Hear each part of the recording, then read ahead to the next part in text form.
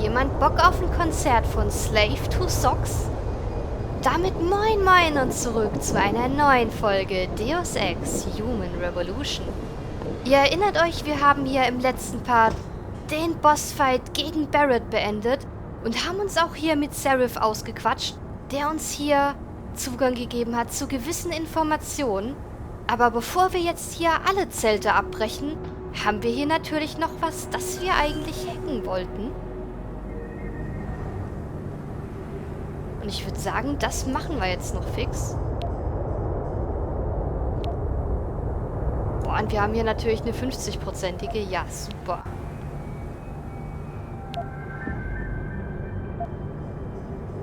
Hey, bleibt uns nichts anderes übrig.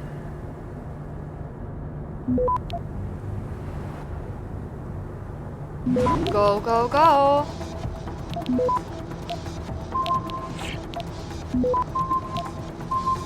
Auf, auf, auf! Das schaffen wir noch. Access granted. Puh. Ja, und dann können wir hier nochmal schnell rein sneaken. Was haben wir denn da? Money, money, money. Ja, super. Und hier wieder Ammo, die wir eigentlich nicht mitnehmen können. Ich habe jetzt meine Shotgun schon bei Barrett im Bossraum gelassen, ne? Okay, okay. Wir können das aber auf jeden Fall hier mit der Combat Rifle combinen. Naja, gut, so eine so eine Stun Gun, die findet sich ja auch immer mal wieder. Ich erinnere mich zwar, ich habe gesagt, dass ich das nicht unbedingt vergessen sollte, aber ne, ihr kennt mich, VP und so, es passiert dann trotzdem immer mal wieder.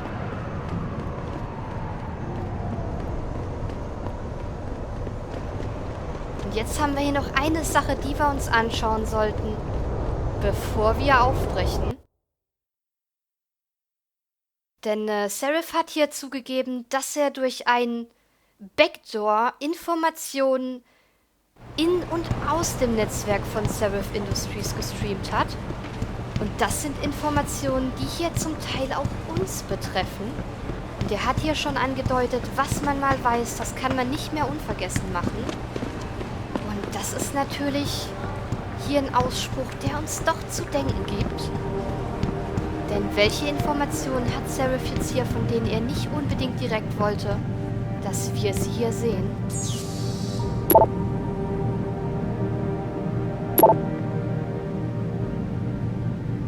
Ja, und hier haben wir die 3 neuen E-Mails, die Sarif hier weitergeleitet hat an uns. Von einem gewissen Brent Redford, ein Elterntest. Ich hatte hier diesen Freund in den Geneview-Laboren, der den Test durchgeführt hat, nachdem sie gefragt haben. Wusste ihr Testsubjekt, dass keines seiner Eltern seine leiblichen Eltern sind? Das überrascht mich. Die Mutter war steril. Angegeben nach den medizinischen Gutachten, die ich hier habe. Und der Vater hat hier keinen dieser Phänotypen. Hier wird es dann nochmal aufgelistet und ihr seht schon, um wen es geht. Mutter ist hier Margie Jensen und Vater ist Arthur Jensen. Das sind also im Prinzip hier unsere Eltern und wir kriegen raus, das sind nicht unsere richtigen Eltern. Wir sind also demnach adoptiert. Die Wahrscheinlichkeit einer echten Elternschaft sind hier 0%.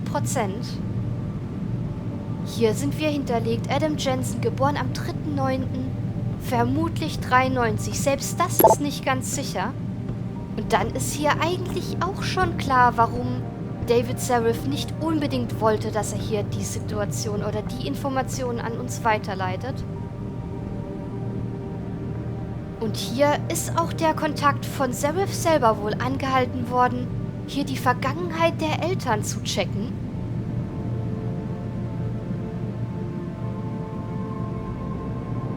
Und Arthur Jensen, der hat hier Connections auch in die Security und hat hier natürlich ermöglichen können, dass seine Familie so ein bisschen im Verborgenen lebt. Aber er konnte hier die Daten um Margie Jensen nicht gänzlich auslöschen.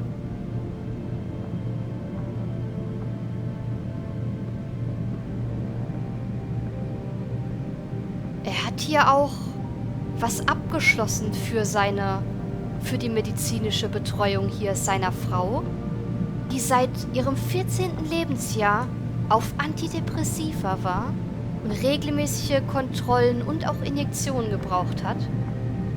Und hier ist auch die Rede von einem White Helix Labor, in dem wohl beide gearbeitet haben. Und als das abgebrannt ist, da sind auch alle Daten und alle Informationen über die Mitarbeiter hier abhanden gekommen. Und das hat es hier den Jensens ermöglicht, sich ganz bedeckt zu halten für die nächsten Jahre. Und das ist jetzt der entscheidende Absatz hier. Da ist diese eine Sache. In einer Minute hat Adam noch überhaupt nicht existiert. Und die Jensens waren hier ganz für sich. Und dann ganz plötzlich hatten sie ein 5 Jahre altes Kind. Und das ist auch der Moment, wo hier dieses Unsichtbarmachen durch Kontakte, durch Vernichten von Informationen hier zum Tragen kommt. Und hier wird dann auch erklärt, dass weitere Informationen entdeckt worden sind vom Kontakt von Sarif. Nämlich, dass hier die Jensens wohl schon einige Jahre versucht haben, hier Kinder zu adoptieren, aber als nicht geeignet abgestuft worden sind dann. Und ja, dann im Endeffekt hatten sie hier Adam Jensen als Kind. Hier geht's auch nochmal, aber das haben wir schon ganz oft besprochen hier, um die Sache mit dem Mexican Town Massaker, wo wir dazu angehalten worden sind, dieses augmentierte Kind zu erschießen und es nicht gemacht haben und demnach auch hier beim SWAT gekündigt haben. Und die psychologischen Gutachten haben hier kein richtiges Bild von uns geliefert, aber wir haben wohl scheinbar ein bisschen ein Problem mit Autoritätsfiguren. Ihr könnt euch das nochmal im Genauen dann angucken, die Informationen, die E-Mails hier. Athena tells me you spoke to Sarif. Did he happen to tell you why he made us look like idiots? I'm handling it. You can imagine how relieved I am to hear that. I'll tell you what. While you follow any lead Sarif spoon-feeds you, I'm going to do what I should have done in the first place and backtrace that signal. That's your pride talking. Still, get back to me if you find something. You meant when? Pretty sure I didn't. Oh Mann, und auch hier wieder diese kleine, witzige Diskussion mit Pritchard, der jetzt natürlich ein bisschen in seinem Stolz angegriffen ist, aber immer noch ganz sicher ist, dass er hier der Sache vielleicht selber nochmal nachgehen sollte. Und ich meine, sein Labor war das unten. Denn ich würde mir da gerne nochmal was dazu anschauen. Ja, das war eine Stufe weiter unten. Denn ich werde da später nochmal drauf zu sprechen kommen. Und es gibt ja einiges jetzt, wenn man das Spiel mehrmals spielt, was man vielleicht rausbekommt. Es gibt aber auch einige Sachen, die man jetzt nicht unbedingt genau weiß. Und eine Sache hier im Spiel, das sind die vielen Easter Eggs. Und eins davon haben wir hier im ersten Part schon gesehen. Und zwar ist das hier im Büro von Pritchard ein Poster zu Final Fantasy 27. Also das dauert noch ein paar Jahre, bis das dann hier im Handel ist. Aber ist eigentlich auch ein geiles Easter Egg. Und da Final Fantasy hier neben Deus Ex und anderem somit eins der Zugpferde für Square-Enix ist es auch nicht groß verwunderlich, dass das hier auch da ist. Und es gibt noch einen Haufen Easter Eggs, von denen ich eigentlich absolut nicht weiß, wo ich mir dann auch denke, naja, vielleicht kommt man da auch nicht ganz so drauf. Eins haben wir hier bei der Waffenlieferung im DRB-Territory getroffen oder gesehen. Und das war hier der Dopefish von Commander Keen. Den habe ich euch hier auch im entsprechenden Part gezeigt und dann gibt es aber noch jede Menge andere Easter Eggs. Also das ist schon richtig krass, was man hier alles ins Spiel eingebaut hat. Da kommen wir dann einfach bei gegebener Zeit nochmal drauf zu sprechen. Aber jetzt haben wir soweit hier eigentlich alles erklärt. Und jetzt sollen wir hier nochmal zurück zu Sarif. Wir genießen hier nochmal den Anblick von unserem Rembrandt hier und diesem schönen Porträt vom jungen Sarif. Und dann würde ich sagen, können wir hier los. Here, this is for you. It's a corporate passport encoded with your biometrics. I've set up a false flag routing which should get you to Hengsha Island without any problems. You're sending me to China? What about FEMA? FEMA's got nothing to do with this, trust me. We'll have better luck in China. How can you say that? I saw the bastard who killed Megan pulling his men out of that facility. I left one of those men dead in its underground storage bay. I know that, Adam. Frank was monitoring the whole thing. So I also know that before he died, that man gave you an address in China. I want you to check it out. That doesn't make any sense. Look, Adam. There's a reason this company's under attack. You think it has to do with the typhoon or with some other top-secret military project that I haven't told you about? The thought had crossed my mind. Yeah, well, it doesn't.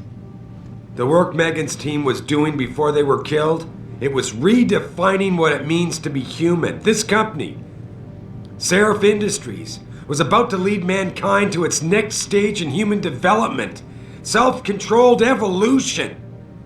Can't you see how scary that can be to some people? Sure. I also see how lucrative it can be for some others. It's never been about money for me, Adam. But you're right. There are people out there who don't exactly feel the same. Like who? I'm hoping you'll be able to find that answer for us in China. So get going. Farida's prepping the chopper. Und hier schickt Sarif uns tatsächlich nach China, nach Hengsha. Und wir haben jetzt eigentlich keine andere Spur mehr, die wir verfolgen können, außer diese hier. Und ihr seht oder ihr habt hier mitbekommen, dass Adam auch ein bisschen sich gesträubt hat eigentlich, denn wir haben hier eigentlich eine Spur hier vor Ort aufgenommen und waren den Mörder hier von unserer Ex-Freundin und ihrem Team so verdammt nah. Und jetzt haben wir eigentlich fast wieder gar nichts, außer eben hier den Hinweis auf Hengsha Island. Und das heißt gleichzeitig auch, dass wir hier eine ganz schön weite Reise hier vor uns haben. Und ja, so gern ich jetzt auch hier das Anfangsgebiet habe von Detroit, so geil finde ich auch das zweite Gebiet. Wobei ich sagen muss, es tut mir jetzt ein bisschen leid, dass wir hier da dieses super tolle, richtig geil kreierte Ambiente hier hinter uns lassen müssen. Aber was muss, das muss. Hey, Jensen. The boss said you were on your way. You're gonna love Hengsha. You've been there? Used to live there. I spent 3, maybe 4 years working in the upper city, and most of my nights having fun in the lower one. You ready to go? Ich würde sagen, wir machen's mal. Und hier habt ihr auch gleich die Warnung, wenn wir hier noch unvollendete Sidequests haben. Die werden gecancelt, wenn wir jetzt gehen. Ihr solltet also auf jeden Fall, bevor ihr hier aufbrecht, alles, was noch zu erledigen ist, erledigen, denn danach habt ihr keine Chance mehr, das zu tun. Wir haben's gemacht, deswegen würde ich sagen, einsteigen und go. I thought I was. How long is this gonna take, Malik? You mean the flight or the fun afterward?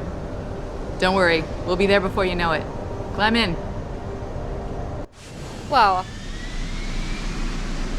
Und ich bin mal gespannt, wie es euch jetzt geht, wenn ihr den Part seht. Aber ich muss sagen, diese Szene, wenn wir jetzt hier hinfliegen, nach Hengsha, dieser Insel, die hier unweit von Shanghai im Meer ist, das ist schon ein richtiger Gänsehautmoment, denn das ist so eine krasse Stadt. Das ist einfach krass, wenn man sich das vorstellt, dass man das vielleicht eines Tages wirklich so konstruieren kann. Und dass das stellenweise ja auch schon so ist. Also, das hat tatsächlich diesen Charakter hier vom asiatischen Raum, von den Großstädten.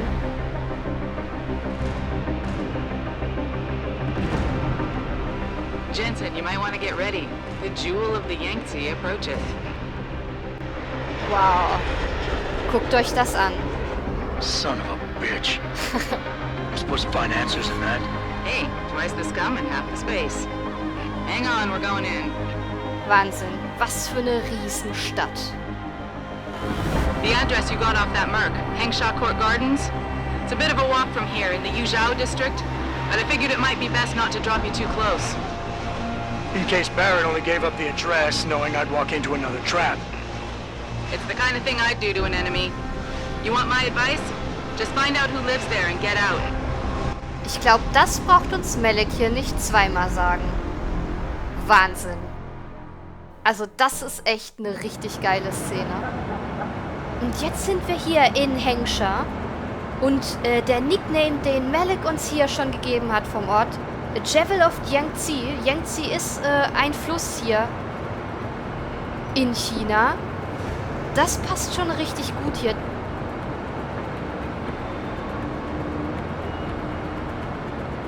Ihr seht, dass die Stadt hier 2 Ebenen hat. Und das hier oben, diese obere Ebene, das ist ein bisschen wie mit den guten Gegenden in Detroit. Ja, da ist Glanz und Glamour, da wohnen die guten und gehobenen Leute. Und hier unten, das ist, wie ihr vielleicht schon sehen könnt, hier das totale Gegenteil. Hier im unteren Bereich von Hengsha, hier herrschen Armut, hier sind Verbrechen, hier ist es schmutzig und genau hier werden wir uns jetzt die nächste Zeit auch rumtreiben. Aber es sieht nicht alles ausladend aus, wenn man sich hier so umschaut. You've seen Ning lately? Not since last week. I'm starting to get worried. She missed 3 days of work already. You don't think? Chan, for Ning's sake, I hope not. May is worried though. Speaking of May, is she still downstairs arguing with Acker? Where else would she be? Acker is seriously. Aber ich muss wirklich sagen, wenn man sich hier in der Umgebung ein bisschen umschaut, das sieht schon richtig genial aus. Also sorry, wenn ich jetzt auch hier ein bisschen verweile, aber ich möchte euch auf jeden Fall auch die Umgebung ein bisschen zeigen, einfach weil die meiner Meinung nach richtig gelungen ist. Also ich bin tatsächlich ja immer noch ein bisschen mehr der Fan von Detroit hier, aber ich muss sagen, das hier, Hengsha hat's auch ziemlich. Wir gehen hier einfach mal ein Stück weiter. Und ihr seht, dass das hier auch alles richtig hohe Passagen sind, also... Ich verstehe kein Chinesisch. You come to Hengsha for a good time? Here I am. Nee, ich muss ganz ehrlich sagen, du bist nicht so ganz mein Typ. Zumal die hier sehr aufdringlich ist und ich meine, so neben der Mülltonne ist jetzt, glaube ich, auch nicht so das Wahre. There is much to do down here in the lower city, especially in the Kwaigan district. Können wir hier rein? Someone's looking for some action, huh? Doch, wir wollten hier einfach nur mal ein bisschen stöbern. Und das ist auch eine geile Sache, wenn ihr hier unterwegs seid in Hengsha. Ihr könnt eigentlich überall, wo diese Türen so golden hinterlegt sind, einfach reinsneaken, euch ab und zu ein bisschen Geld schnappen. Und es interessiert keine Sau. Was kochst du denn da Schönes? Ist das süß-sauer? Was soll das denn sein? Und von wo nimmst du bitte das Salz her, um es hier reinzustreuen? Ja, der arbeitet hier mit Billigsalz. Schlingel. Aber ich muss auch sagen, hier, die Shops sind total geil gemacht. Also, klar, das ist jetzt grafisch vielleicht nicht unbedingt das Beste. Ihr seht, dass auch die Charaktere immer mal ein bisschen so komische Bewegungen haben, die nicht ganz authentisch sind. Aber es ist eigentlich richtig schön, mit viel Liebe zum Detail gemacht. Hier haben wir einen Obstladen. Ist eigentlich auch typisch für China. Hier haben wir noch so einen Energieriegel. Ich würde hier einfach einen davon nehmen, dann können wir den nämlich hier direkt wieder auffüllen. Wow. Also würde mich mal interessieren für die, die jetzt immer noch dranbleiben und gucken, wie ihr hier im Vergleich zu dem amerikanischen Ambiente hier, Detroit, diese Stadt Hengsha findet. Denn es ist schon ziemlich was anderes, aber es ist auch immer noch saugeil gemacht. Also ich kann es nur betonen, hier steckt richtig viel Liebe zum Detail drin. Und die Motorräder hier, die finde ich auch geil. Also ich würde am liebsten hier direkt mal einsteigen. You come to Hengsha for a good time? Here I am. Die bieten sich aber hier alle ziemlich offensiv an. Aber ja, hier haben wir das Hunghua Hotel. Und ich weiß nicht, so ausladend sehen die Poster hier nicht aus. Ich würde sagen... I get so lost down here. Every time I come down from the upper city. I mean, the streets are well marked and all, but the Chinese names confuse the heck out of me. Ja, und das ist nicht der einzige Europäer, dem es so geht, denn ich muss sagen, wenn ich in das Gebiet hier reinkomme, ich habe dasselbe Problem. Also ihr könnt euch darauf einstellen, dass ich mich hier vielleicht das ein oder andere Mal verlaufe. Hallo, hallo. Ja, und ihr seht schon, wie so ein typisches Hotel sieht das hier auch nicht aus. Aber auch wieder schön gemacht. Auch die Musik passt hier richtig gut. Sorry, but for the service you want, you damn well better believe I'm getting my full amount of credits. You want best in the city? You come to right place. Look on computer and see for yourself. Sehr gebrochenes Englisch, aber wir schauen mal rein, was der hier hat. Der hat hier auf jeden Fall jede Menge Munition. Hat hier auch echt schöne Upgrades. Hat hier einen Laser, hat hier ein Damage Upgrade, Zielverbesserung und Silencer. Oh, ich würde sagen, das schauen wir uns mal bei Gelegenheit richtig an, ob wir hier irgendwas davon gebrauchen können. Okay. Like I'm talking to a client here? Wait your turn. Ja. Ist in Ordnung.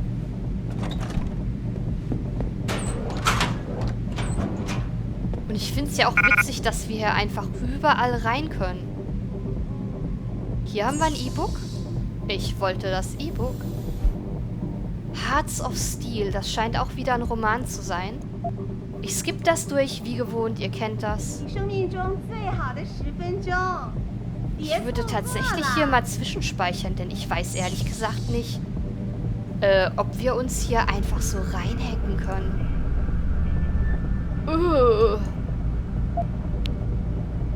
Okay. Oh, das sieht schlecht aus. Das sieht schlecht aus.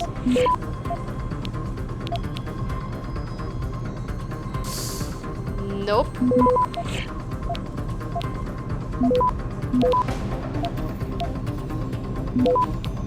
Wir schützen hier auch alles. Oh. Und ich bin hier in die falsche Richtung gekommen. Scheiße. Go, go, go, go, go. Access granted.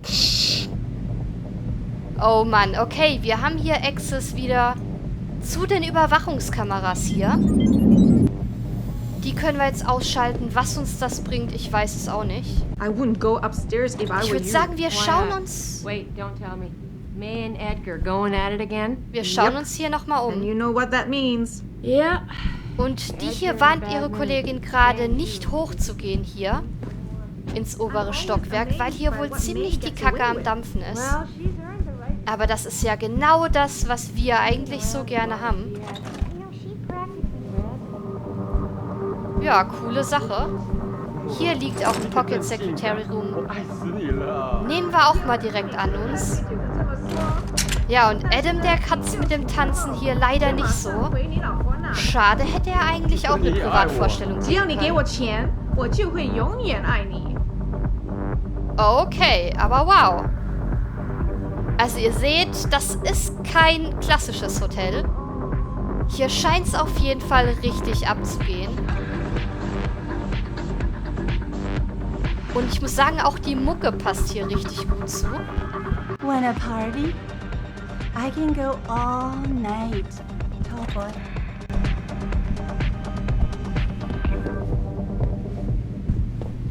Aber wir schauen uns auch hier noch mal ein bisschen um. Aber hier gibt es nichts mehr zu holen. Ihr seht, dass hier manche von den Zimmern nicht begehbar sind. Das sind jetzt Sachen, die können wir uns an dem Punkt dann noch nicht so anschauen. Die hier sind aber alle offen.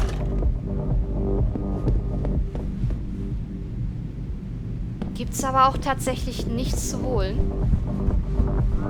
Ich würde sagen, wir gehen hier noch eine Etage höher. Oh no, don't tell me I left my purse in there with May. I told you. Und hier hört ihr es schon. Not for this. Our customers would pay much for the services of an augmented girl. You can make a lot of money. Then tell customers to get themselves augmented and they can go fuck themselves! I'm sure some already have. May, look. No! End of talking! It's too dangerous! I'm not changing myself for someone else's pleasure! This isn't the end of the discussion. You'll get the surgery done if you want to keep working. Think about that. Wow, und hier hat's ganz schön geknallt. Gegenstand des Gesprächs war wohl, dass sich May hier, rechts im Bild, augmentieren lassen soll, weil der Besitzer des Clubs hier der Meinung ist, dass es sehr viele Kunden gibt, die genau das wollen hier. Und er ist sich seiner Sache hier sehr sicher, aber May, die scheint sich hier mit Händen und Füßen dagegen zu sträuben. Finde ich aber an der Stelle auch nicht weiter verwunderlich, denn es sollte ja jedem selbst überlassen sein, was man tut oder nicht. You're not a customer, are you? What makes you say that? The way you move, your attitude. And what's my attitude? Police. Or soldier. Someone on business. So why are you here? I heard your argument. What was that all about? They want me to get augmentations. For the customer's pleasure. It's sick. I quit before I ever let them touch me. Sounded like they don't consider it an option. They don't. I am lucky, I guess. I've been here the longest. It has advantages. But the new girls, they're not so lucky. What do you mean? They are forced to get augments. It's very bad. One of the girls who work here, Ning, she has been gone for days. I fear they took her and will force her to get augmented. You seem like a good man. I am desperate. Please, can you help? I can pay you. Wenn sie aufhören würde, uns so dermaßen ins Ohr zu schreien, dann vielleicht. Und sie erzählt jetzt hier von einer Kollegin von ihr, der Ning, die hier seit Tagen nicht mehr auffindbar ist und um die sie jetzt fürchtet, dass sie hier gefangen gehalten wird und gezwungen wird, sich hier augmentieren zu lassen, damit die Kunden hier mehr Spaß haben. Also, ihr seht schon, das ist ein richtig hartes Thema hier schon. Ein richtig krasser Ort und ich würde sagen, wir sind jetzt nicht so. Wir fragen mal nach den Details. What do you need me to do? I heard the girls are drugged and taken to a place somewhere in Dagong district. There, they're held until the doctor comes. I wish you to find this place, to find where they're holding Ning. I hope it's not too late. Ja, also die werden hier an einer bestimmten Stelle hier in einem District festgehalten, bis der Arzt kommt und bis man die dann augmentieren lässt. Ich würde sagen, da wir jetzt hier sind und wir sind ja ein Gutmensch, machen wir das. Okay, I'll help your friend. Thank you. I knew I was right about you, Mr. Jensen. Mr. Jensen, I fear this little time. You must find Ning before they leash her with augments. Leash her? Yes, they call it that. They leash their girls with augments to keep them under control by supplying neuropozyne. I do not know where they keep Ning, just that it is somewhere in Dagong district. A specific location would help. I tell you, I do not have one. But there is a bouncer here, Chuan Li. He works with these people. He will know where Ning is. He goes to the roof to smoke often. Look for him there. You might be able to convince him to reveal the place. Anything else you can give me? Yes. The men holding Ning. They most likely work with local triad gang here, the harvesters. If you look for some of them around, maybe you find Ning better. Got it. Okay, und hier haben wir unseren ersten Auftrag im neuen Gebiet, hier in Hengsha. Nämlich hier Ning zu finden, die gegen ihren Willen augmentiert werden soll.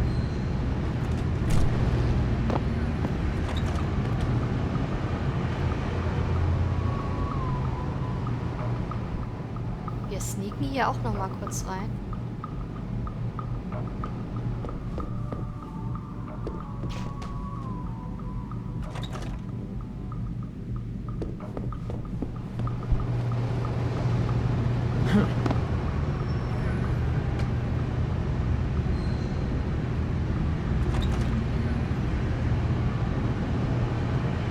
You were awesome, baby. Oh, thanks. Thanks, sweetheart. Jensen, you lost or something? Didn't think it would take this long to check out one apartment. I took a detour. Tell me something, Malik. You think a smart card with a Thai Young Medical logo on it will come in handy in this town? TYM, the global leader in augmentation technology. They put up almost half the cash to build this city, so maybe. Why are you asking? No reason. Just thinking ahead. Ja, und hier haben wir jetzt eine Karte gefunden, die uns Zugang verschaffen soll zu gewissen Stellen. Was genau die uns hier weiterhilft, das würde ich sagen, schauen wir uns an einer anderen Stelle nochmal an. Jetzt müssen wir uns hier erstmal mit Ning befassen und rausbekommen, wo die hier gefangen gehalten wird. Aber das würde ich sagen, das schauen wir uns im nächsten Part an. Ich würde mich definitiv freuen, wenn ihr weiter dran bleibt, denn das Gebiet hier, das ist auch richtig gelungen. Bis dann!